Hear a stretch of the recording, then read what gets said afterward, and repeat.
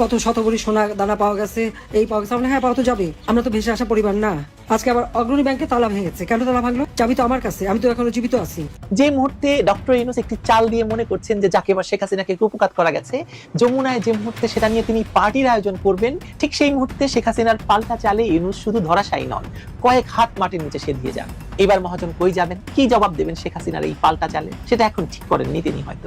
দর্শক, এইমাত্র ব্রেকিং খবর হচ্ছে, প্লট দুর্নীতির মামলায় সাবেক প্রধানমন্ত্রী শেখ হাসিনার 3টি মামলায় 21 বছরের কারাদণ্ড। প্রসিকিউশনের তাজুল ইসলাম থেকে সবাই শিবিরের লোক, এটি তাদের লাগছে, তারা তো চাইতেছে কি পরিণতি করবে তারা।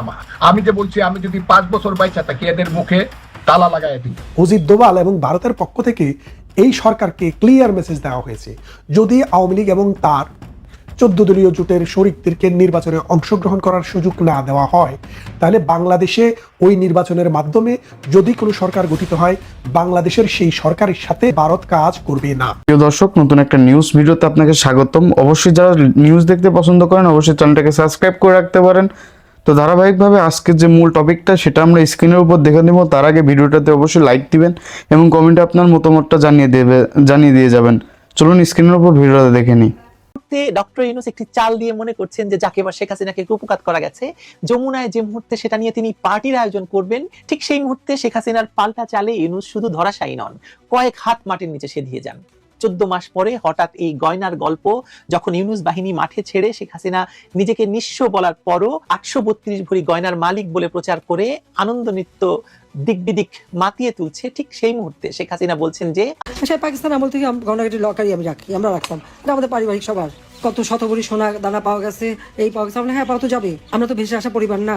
আজকে আবার অগ্রণী ব্যাংকে তালা ভেঙেছে, কেন তালা ভাঙলো? চাবি তো আমার কাছে, আমি তো এখনো জীবিত আছি। আমি যেখানে এখনো জীবিত আছি আর মামলায় কেবল একটা রায় দিয়েছে, এই রায়ের সব ধাপ তো শেষ হয়নি, তার আগে কেন হাত দেবে? সেখানে আমার দাদি, নানি, আমার মা, কামালের বিয়ে হয়েছে, কামালের বউয়ের গহনা, জামালের বউয়ের গহনা, এমনকি পুতুলের বিয়ের পরে তার কিছু গহনা সবই তো ওখানে রাখা ছিল। তা আমাদের তো ছিল গহনা, আমরা তো অস্বীকার করি না। হাসিনার আমলে থাকলে আবার পানির হেলিকপ্টার অভাব হতো না। এর আগের বার ইয়ে দিয়েছে না হেলিকপ্টারে পানি। হাসিনা থাকলে আমাকে একটা হেলিকপ্টার দিয়ে আমাদের রুমগুলো বাঁচাতে, তাই না? বাঁচাতে না, এতগুলো রুম করতো, এটা 2000 রুম করছে। অন্তত 50টা রুম করার সাথে সাথে কি আমাদের এগুলো ব্যবস্থা করতো। এক লকার খালি পাটের ব্যাগের আরেক লকার ভরা স্বর্ণ। বিষয়টা কেমন না? শেখ হাসিনা তো সব লকার মিলিয়ে ঝুলিয়ে এই 832 ভরি গহনা রাখতে পারতেন, কিন্তু কি বোকা ভাবুন তিনি।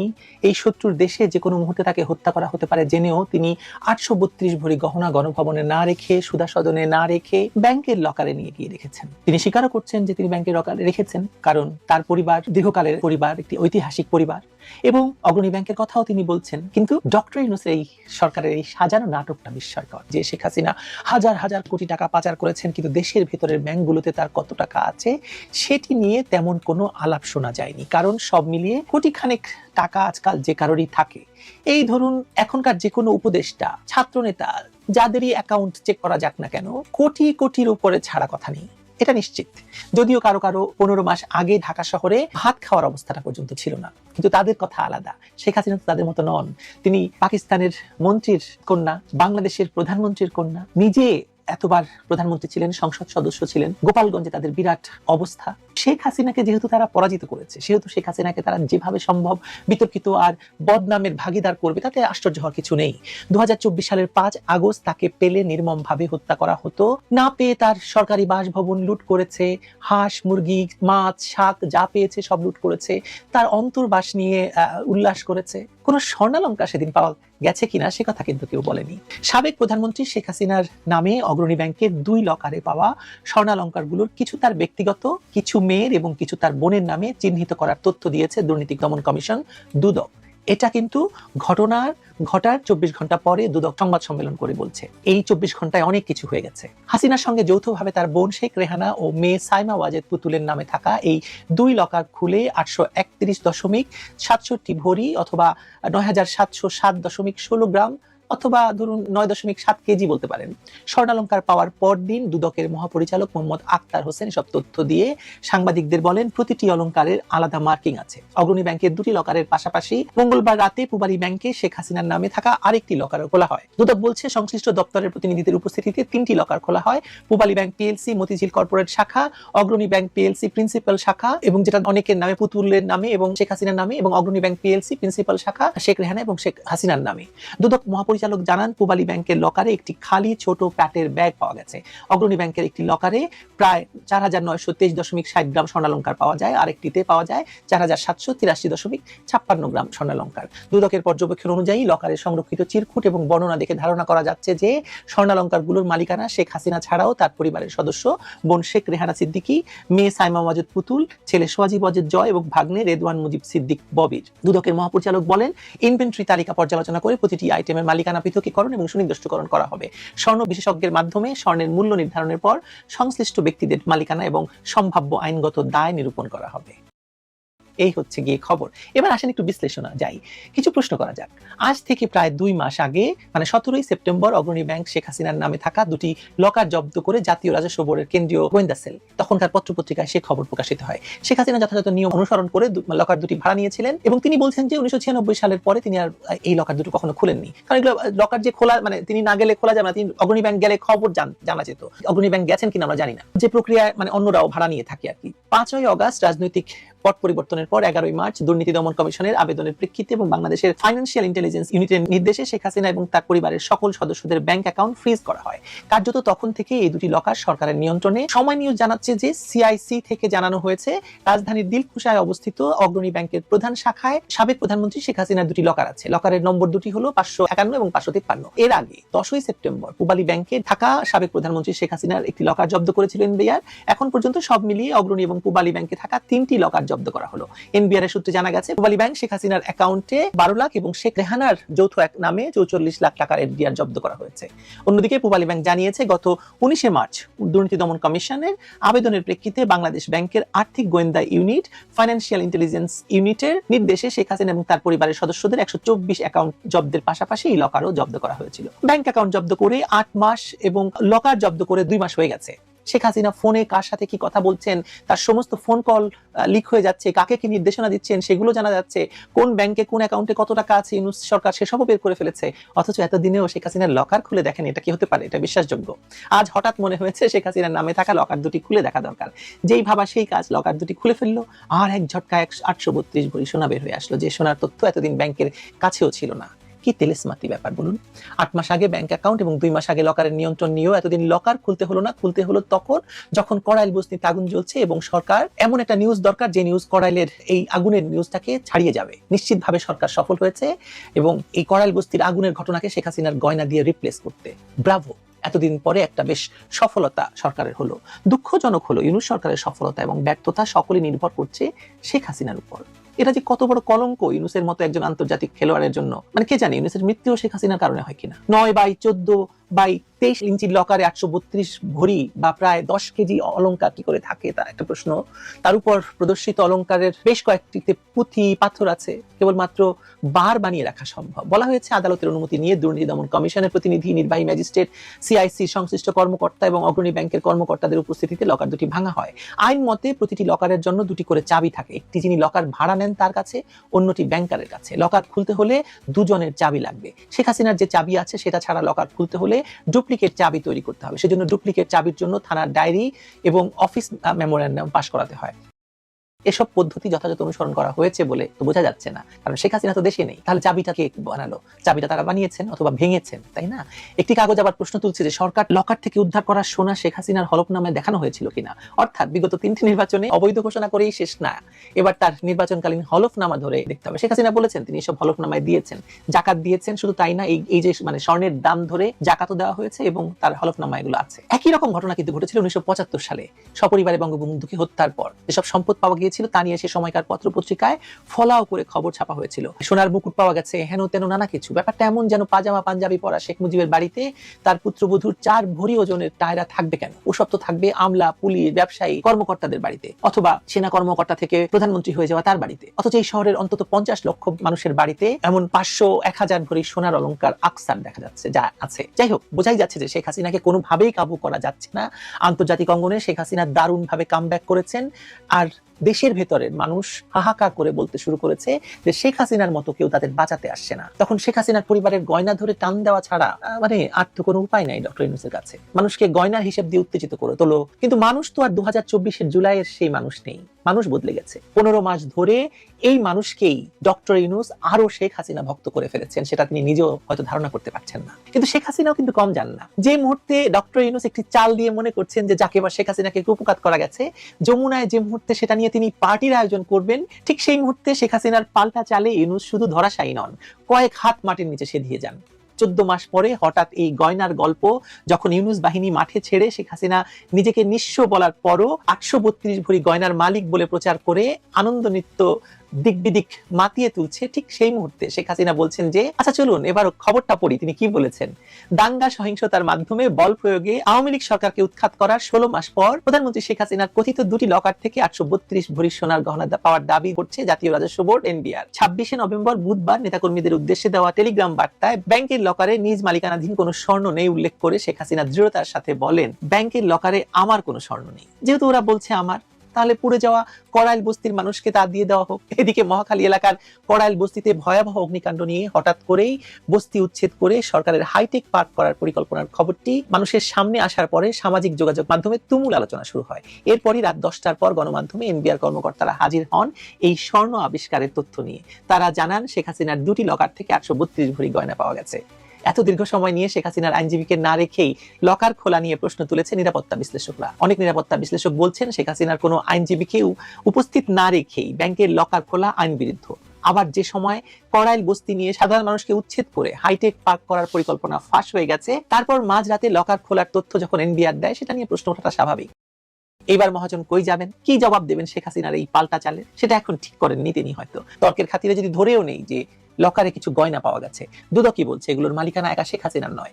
এইসব লকারে কিছু গয়না যদি পাওয়াও গিয়ে থাকে, তা বঙ্গবন্ধুর কন্যাদ্বয় এবং তাদের কন্যা, তাদের পুত্রবধূদের যদি হয়ে থাকে, তাহলে এবার আপনারাই ভাগযোগ করুন ভাইয়েরা, কাকে কত ভরি দেবেন। নাহলে এক কাজ করুন, যেগুলো শেখ হাসিনা এবং তার পরিবারের দীর্ঘদিনের ইতিহাসের অংশ, সেগুলো রেখে বাকিগুলো ডক্টর ইউনূস নিজে পড়তে পারেন কিংবা দিতে পারেন তার কোনো প্রিয়জনকে উপহার।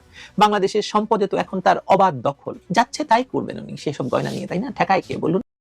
ডক্টর ইউনূস কয়েকবার জরিপ করেছেন, জরিপ করে দেখেছেন যে বাংলাদেশ আওয়ামী লীগ এবং তার যে অন্যান্য রাজনৈতিক দল অর্থাৎ জোট, 14 দলীয় জোট, এই 14 দলীয় জোট 68% ভোটারকে রিপ্রেজেন্ট করে, আর মাত্র 32% ভোটারকে রিপ্রেজেন্ট করে বিএনপি, জামাতে ইসলামী এবং তার আরো যে খুচরা দলগুলো আছে সেই খুচরা দলেরা। এখন বিশ্ব মিডিয়া, বিশ্ব রাজনীতি, বিশ্ব সমাজ বাংলাদেশের এই রাজনীতির খেলাটাকে অবলোকন করছে, আগেও করেছে, এখনো করছে। প্রধানমন্ত্রী শেখ হাসিনা যখন নির্বাচন করতেন, 14 সালের নির্বাচনটি একপাক্ষিক নির্বাচন, 18 সালে দ্বিপাক্ষিক, আর 2024 সালে দলের মধ্যে নির্বাচন। তো এই নির্বাচনগুলো নিয়ে আমরা অনেক গল্প শুনেছি, অনেক কাহিনী শুনেছি। কখনো বলা হয়েছে আমি ডামির নির্বাচন, কখনো বলা হয়েছে রাতের পর দিনে, দিনের পর রাতে, এরকম অনেক কাহিনী শুনেছি। এবং এখন শুনছিলাম যে প্রধানমন্ত্রী শেখ হাসিনা যখন মানে ক্ষমতা ত্যাগ করেন, তখন এই দেশে একটি নির্বাচন হবে, সেই নির্বাচনটি ফেরেশতা এসে গার্ড দিবে এবং সেইখানে দরবেশেরা পীর মাশায়েখেরা নির্বাচন করে বাংলাদেশ পৃথিবীকে দেখিয়ে দিবে সুষ্ঠু গণতন্ত্র কাকে বলে এবং বাংলাদেশ গণতন্ত্রের সূতিকাগারে পরিণত হবে। সেরকম একটি তত্ত্ব, সেরকম একটি কথা আমরা শুনেছিলাম। কিন্তু এর কয়েকদিন পরেই আমরা দেখলাম বাংলাদেশের সবচেয়ে বৃহত্তম রাজনৈতিক দল, অন্তত 1971 সাল থেকে শুরু করে 2024 সাল পর্যন্ত যত নির্বাচন হয়েছে, সমস্ত নির্বাচন, ডিসপিউটেড নির্বাচনগুলোকে বাদ দিয়েও যদি আপনি হিসাব করেন, তারপরেও একক দল হিসেবে কোনো একটি দল আওয়ামী লীগের চেয়ে বেশি ভোট কখনো পায়নি, ভবিষ্যতেও পাবে না, সুষ্ঠু নির্বাচন হলে আজকেও পাবে না। তো সেই অবস্থায় ডক্টর ইউনূস 5টি জরিপ চালিয়েছে টোটাল, তার মধ্যে 2টির রেজাল্ট আমরা দেখেছি। সেখানে দেখিয়েছে 68% ভোটার জামাত এবং এনসিপির সাথে নাই, বিএনপির সাথে নাই। তাহলে তারা কাদের সাথে আছে? যারা এই জামাত, বিএনপি এবং এনসিপির বিরুদ্ধে, এই এনসিপির বিরুদ্ধে, জামাতের বিরুদ্ধে, বিএনপির বিরুদ্ধে কারা? আওয়ামী লীগ, জাতীয় পার্টি এবং বাম মোর্চা। তার মানে হচ্ছে এরা আওয়ামী লীগের সাথে একসাথে থাকা জোটের মেম্বার। তখন ডক্টর ইউনূস তার এই জামাত, সাগু এবং বিএনপিদেরকে নিয়ে বসে বলল যে আওয়ামী লীগকে যদি নির্বাচনে আসার সুযোগ দাও, তাহলে তোমরা 2 পার্টি মিলিয়ে সরকার গঠন করার মতো সংখ্যাগরিষ্ঠতা পাবা না, তাহলে তোমরা যদি সরকার গঠন করতে হয় আওয়ামী লীগকে বাদ দিতে হবে। তখন বাংলাদেশ আওয়ামী লীগের কর্মকাণ্ডকে নিষিদ্ধ ঘোষণা করলো। এর ফলে কি হলো?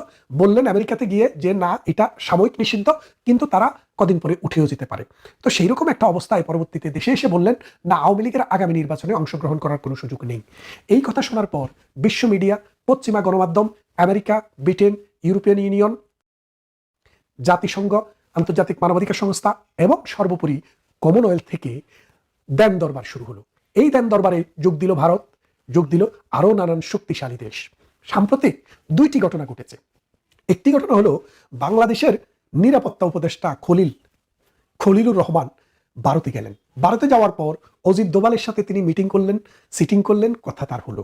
সেখানে আমরা যেটা জানতে পেরেছি, অজিত দোভাল এবং ভারতের পক্ষ থেকে এই সরকারকে ক্লিয়ার মেসেজ দেওয়া হয়েছে, যদি আওয়ামী লীগ এবং তার 14 দলীয় জোটের শরিকদেরকে নির্বাচনে অংশগ্রহণ করার সুযোগ না দেওয়া হয়, তাহলে বাংলাদেশে ওই নির্বাচনের মাধ্যমে যদি কোনো সরকার গঠিত হয়, বাংলাদেশের সেই সরকারের সাথে ভারত কোনো রকমের স্বীকৃতি দেবে না, অর্থাৎ কোনো রকমের চুক্তি, কোনো রকমের বাণিজ্য বিনিয়োগ কোনো কিছুই ভারত করবে না। অর্থাৎ বাংলাদেশ একটি স্বাধীন রাষ্ট্র, বাংলাদেশ যা ইচ্ছা তা করবে, কিন্তু ভারত সেটাতে রিকগনিশন দেবে না, ওই সরকারের সাথে ভারত কাজ করবে না।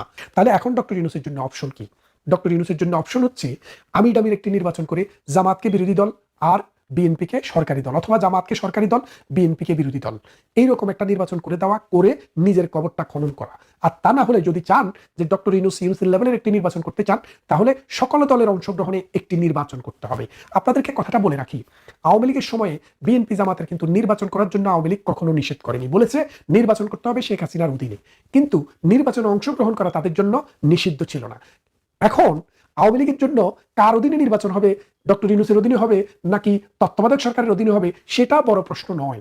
প্রথম প্রশ্নটা হচ্ছে আওয়ামী লীগ নির্বাচনে অংশগ্রহণ করতে পারবে কিনা। সেখানে এম্বার্গো দিয়ে রাখা হয়েছে, পারবে না। তাহলে আপনি বোঝেন ওই সিচুয়েশন আর এই সিচুয়েশন, আপনি যে ফেসিবাদ বলে বলে মুখে পানা তুলে ফেলছেন, আসলে ফেসিবাদটা কি?